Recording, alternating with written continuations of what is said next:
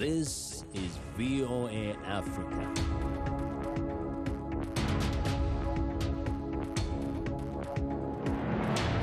Hello, I'm Esther Githui-Ewart. It's Thursday, March 4th. Welcome to Africa 54. Due to the global outbreak of COVID-19, Voice of America is taking every necessary precaution to safeguard its employees. So our broadcast will look different today and in the near future as we, out of an abundance of caution, reduce our staffing at Bureau headquarters here in Washington. We're working to help keep you informed about what's going on and appreciate you staying with us on Africa 54.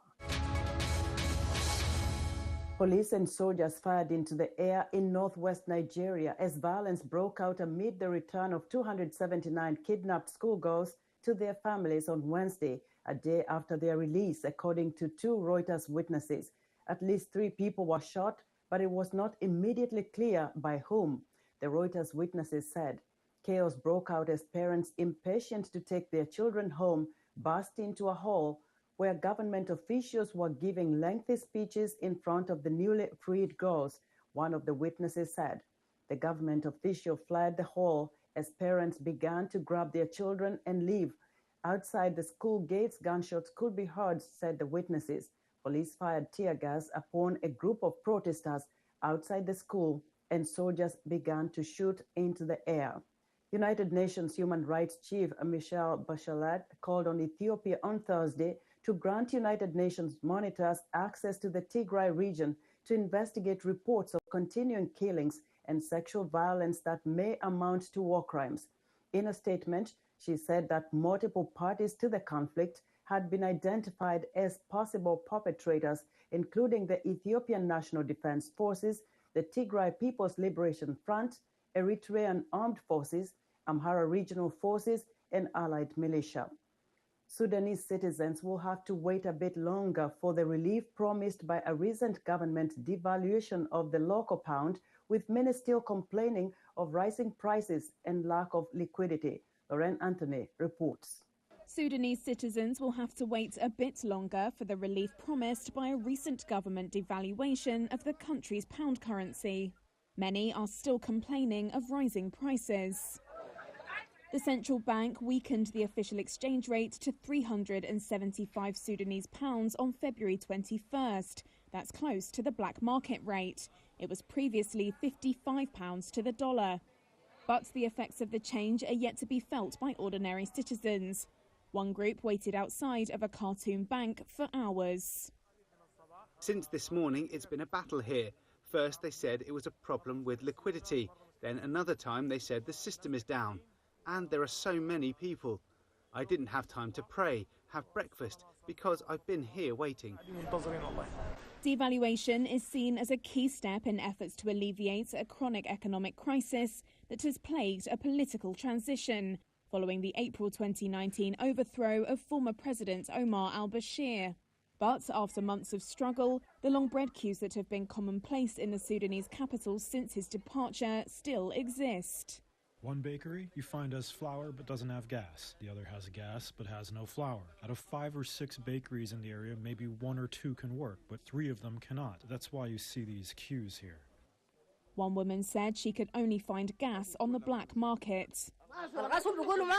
The Sudanese government had taken measures to try to limit price increases after devaluation and introduced a family support project providing monthly cash allowances of £5 that are eventually meant to reach 80% of the population.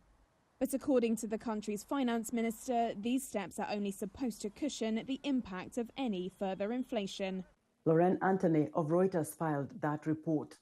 Senegal's main opposition leader, Huseman, was arrested on Wednesday after hundreds of his supporters clashed with police in the capital while protesting against a rape accusation he denies.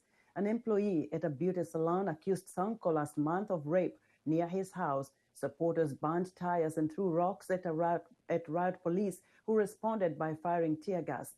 At Cheikh Anta Diop University in central Dakar, hundreds of students charged the police and threw rocks. There were no immediate reports of injuries. The politician, who finished third in the 2019 presidential election, was summoned for questioning after his parliamentary immunity was removed last week. Sonko, a 46-year-old former tax inspector, accuses President Macky Sall's government of stirring up the charge to undermine his strongest rival. Burkina Faso's opposition has stepped up pressure on President Roch Kabore to follow through on a one-time campaign promise to allow former President Blaise Compaoré to return from exile. Supporters say Compaoré, who fled to Ivory Coast after being ousted in 2014, would bring back security. Critics, however, say his influence is limited and he should face justice. Henry Wilkins reports from Ouagadougou. It's been 7 years since Burkina Faso's former president Blaise Compaoré fled his compound to Ivory Coast after a popular uprising against his attempt to extend his nearly 3 decades in power. But his Congress for Democracy and Progress, CDP party, says they're finishing second in November's election, shows support for Compaoré and his return is growing. Amari Sawadogo, one of more than 1 million displaced Burkinabes, was driven out of his home by terrorists 2 years ago and says life was better under Compaoré. When he was in charge, we never experienced insecurity, so we believe in his way of ruling work. His return can help us be safer. Compaoré was an autocrat and made neutrality deals with jihadist groups in Mali in return for security at home that were later scrapped. Compaoré committed Burkina Faso to the United Nations peacekeeping mission in Mali, MINUSMA, and was still in power when their troops were for the first time attacked. Nonetheless, Compaoré's party says negotiations with armed groups need to be revived, and he is the one to do it. Reason commands us to do it. This is a country that has been attacked for 5 years by unidentified groups, or unidentified men as they call them. If someone comes to attack your family for a few months, the first reflex is to find out who is attacking you and why. President Roch Kabore's government last month, for the first time, raised the option of holding direct talks with terrorist groups in Parliament. But since then, it has become clear negotiations with armed groups have already commenced in the area around the city of Djibo. Despite a campaign speech that promised Compaoré's return, Kabore's ruling People's Movement for Progress Party, MPP, says it is not guaranteed, but they admit he had better relations with jihadists. We haven't made direct accusations against anyone with regard to the phenomenon of terrorism, but we see that there were very good relations between certain terrorist groups attacking us and the old regime. Analysts and officials say Compaoré's return could help Burkina Faso's political reconciliation, but are sceptical about the impact he could have on improving security.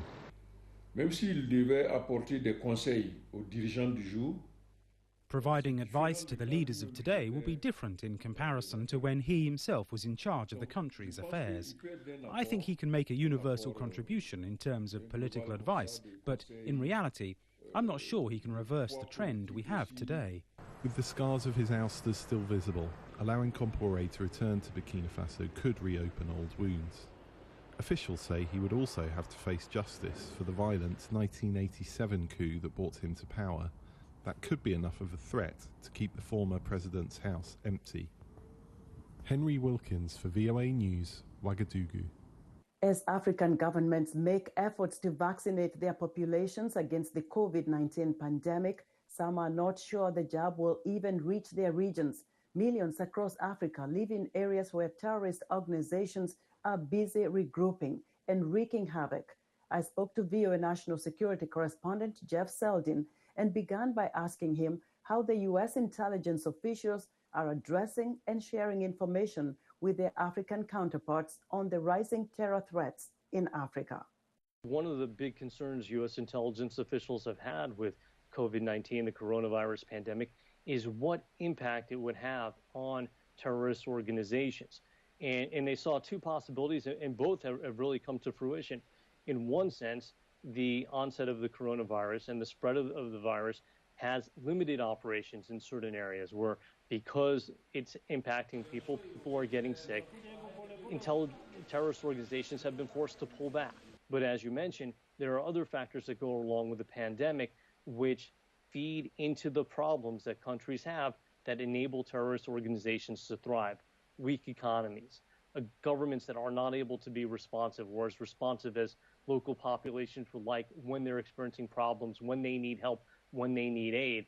And terrorist groups can take advantage of that. And so the intelligence community is seeing some of that as well. And they're seeing that because of all these grievances, in some cases, whether it's in Africa or elsewhere, even in the online, in the virtual environment, there are some benefits to recruitment that terrorist groups are seeing as a result. How does AFRICOM support African governments with intelligence information and training to address insurgencies such as the ones we see in the Horn of Africa, Al-Shabaab, the Boko Haram in Nigeria, and Al-Qaeda in the Maghreb? The support that the United States provides for its African allies goes back for years to when the African Command was first stood up. The idea has always been for the United States to have what military officials call a small footprint, as opposed to some places where the U.S. has gone and gotten involved where you've had tens of thousands of troops stationed there until recently. The goal has always been to have just a small number of U.S. officials, U.S. military personnel on the ground working with African allies. But that can include a lot of intelligence help as well in key areas. For example, back in 2014, when almost 300 girls were kidnapped by Boko Haram in Nigeria, the Chibok girls, the U.S. not only started flying more surveillance in Africa, in Nigeria, looking for where the girls might have been taken, looking for what Boko Haram was doing, but they also sent intelligence experts to the embassy in Nigeria to work with their Nigerian counterparts to make the most of that information. We've seen stuff like that happen in Somalia, where until recently the U.S. had about 700 troops working on the ground to combat al-Shabaab. Now, the other thing that's going on, though, is that there's always been an emphasis on helping the civilian side of things. It's not just a military fight, it's a fight to strengthen and enhance democratic systems and support systems and the economies of these countries. This is critical because if you don't support the economies, if you don't support good governance, that the problems will all feed into increased grievances for local populations, which in turn only then feeds the ability of these terror groups to gain strength and to create more problems. Is the U.S. involved, or does it plan to get involved, especially as we see this surge of violence and jihadist movements in the Sahel region? In terms of the Sahel, the U.S. has been content so far to let the French take the lead and put the onus on the French and other European countries working with France to go after the jihadists there. However, talking to French officials, they will tell you that they need the U.S. specifically when it comes to surveillance, intelligence, the ability to fly drones and other planes and have the equipment to look at on the ground and what's going on. Those are critical. And so the French would like to see more of that. And the U.S. has been trying to balance those requests from the French and African allies with its need to spread those type of capabilities elsewhere around the globe. But in terms of the counterterrorism efforts, again, the U.S. so far has been content to step back a little bit, recognizing it's a threat, but let countries like France take the lead, especially in the Sahel. We know that the United States has the technology to intercept signals, take satellite photos, and fly unmanned drones, as you mentioned, for operations. But to get actionable intelligence, the U.S. does rely mainly on human contact.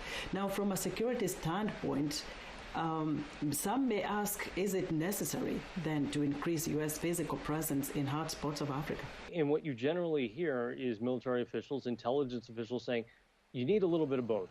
The advantages you have and the advantages the U.S. can provide its allies by using drones, other planes, it's what it calls ISR, intelligence, surveillance, and reconnaissance. Those capabilities are critical to being able to know where the enemy is, what the enemy might be doing. But at the same time, intelligence officials will tell you there's no replacement really for humans, for humans on the ground, people on the ground doing dangerous work of infiltrating or following, monitoring these organizations from close up, these terrorist groups, and then relaying that information back to the U.S. Jeff Seldin is VOA's national security correspondent.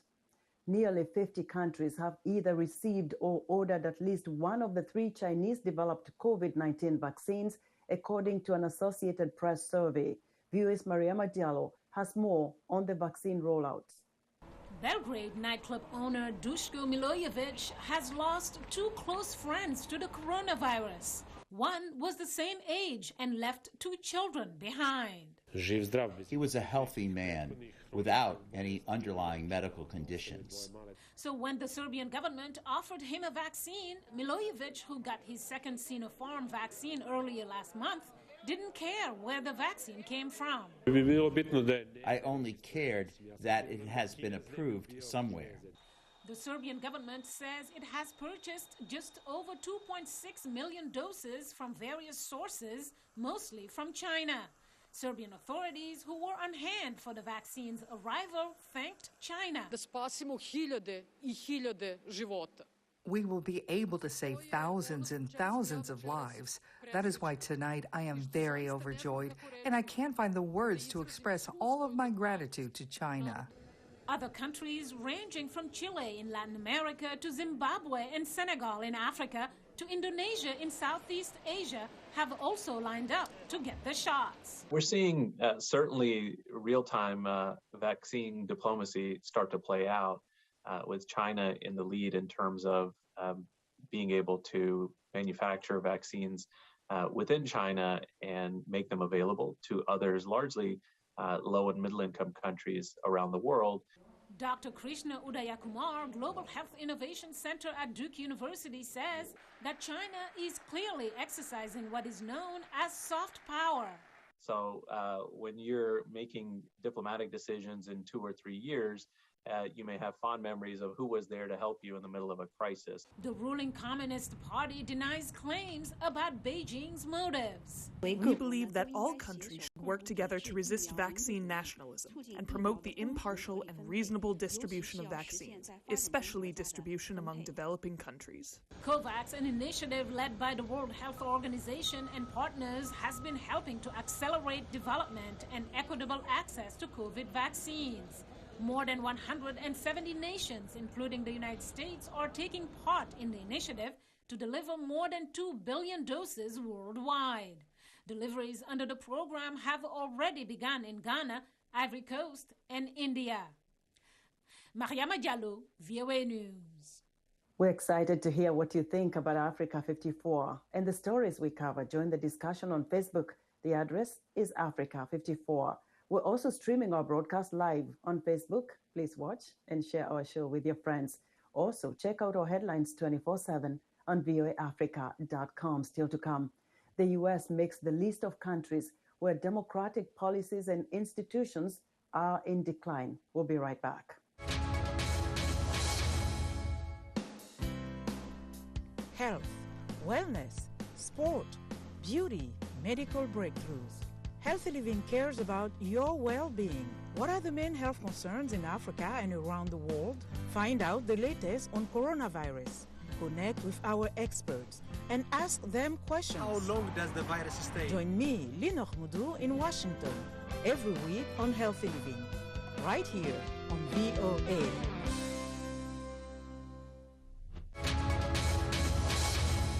Welcome back to Africa 54. Secretary of State Antony Blinken outlined broadly President Joe Biden's foreign policy Wednesday, saying this administration will promote democracy abroad, but not through costly military interventions, which he said had failed in the past. VOA senior diplomatic correspondent Cindy Sain has our report. With the U.S. military now operating in Iraq for 30 years and in Afghanistan for 20 years, critics of military interventionism have long called for the United States to bring its troops home and forgo future regime change efforts. On Wednesday, Secretary of State Antony Blinken said the Biden administration will forge its own course, seeking to promote democracy by example, not by force. We will incentivize democratic behavior, but we will not promote democracy through costly military interventions or by attempting to overthrow authoritarian regimes by force. We've tried these tactics in the past. However well-intentioned, they haven't worked. Blinken said military interventions have given democracy promotion a bad name and have lost the confidence of the American people. He promised the Biden administration will do things differently, including shoring up democracy at home as a foreign policy imperative. Blinken said China is the biggest threat because it is the only country with the power to challenge and destabilize an open international system. He said Washington must engage Beijing from a position of strength. That requires working with allies and partners, not denigrating them, because our combined weight is much harder for China to ignore. It requires engaging in diplomacy and in international organizations, because where we've pulled back, China has filled in. Acknowledging he and many members of the new administration, including Joe Biden, served under President Barack Obama, Blinken rejected any notion that the current team is a restoration of the Obama administration.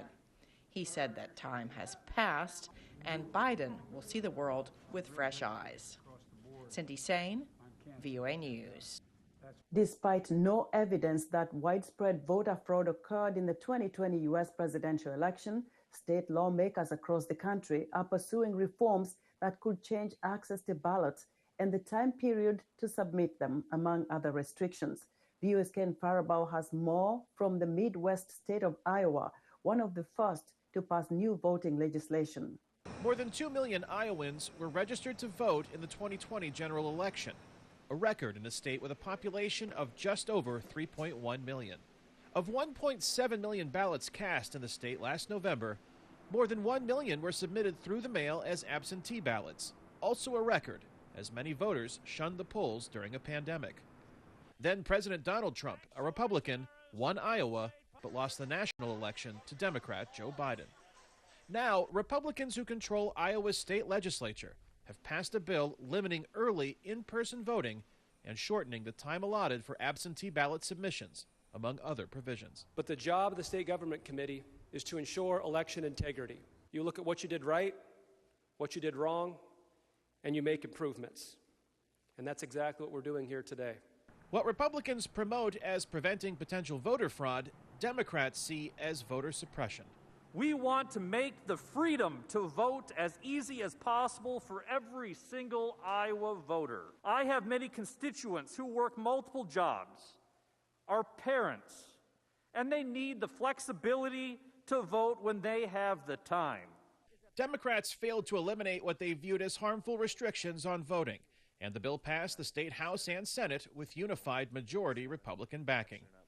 Iowa is not alone, and Democrats are sounding the alarm. At a recent hearing in Washington, newly elected Georgia Democratic Senator John Ossoff said legislation advancing in his state would disproportionately deter minority voting. For example, to end Sunday early voting, which is used heavily by black and working class voters. Georgia and Iowa are among dozens of states where Republicans seek to rewrite voting laws. It's pretty widespread, and it's not surprising to me, having worked in this area of voting rights for some time, to see a backlash against a high turnout election. Michelle Cantor-Cohen is with the Fair Election Center, a nonprofit, nonpartisan organization addressing voting rights and election registration reform. You know, one thing that I think is really telling is that there's no rationale for it being given that makes any sense. I mean, it's not as if there was, for example, a problem with the polls being open until 9 o'clock instead of 8 o'clock.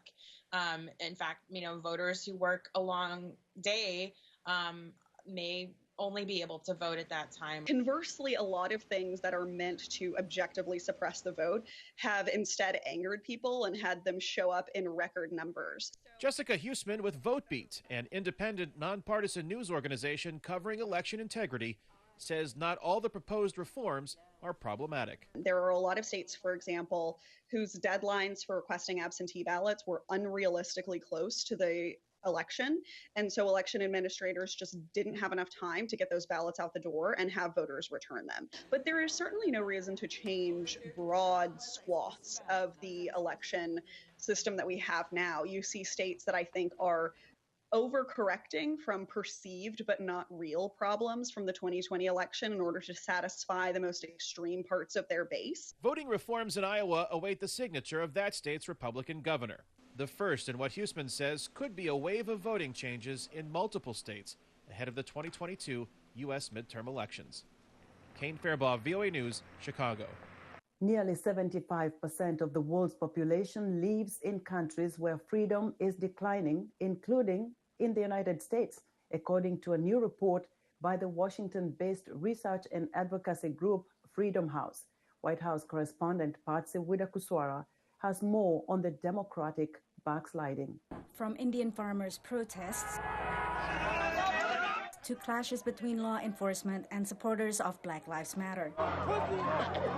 The world's two largest democracies, the United States and India, are part of a global trend showing a decline in democratic policies and institutions, according to the Freedom of the World 2021 annual report by Freedom House. The Washington-based think tank focuses on democracy and human rights around the world. The pandemic has really exacerbated this long-term democratic decline. A lot of undemocratic leaders seized on it and used it as an opportunity to consolidate power. Freedom House's report rates people's access to political rights and civil liberties in 210 countries and territories.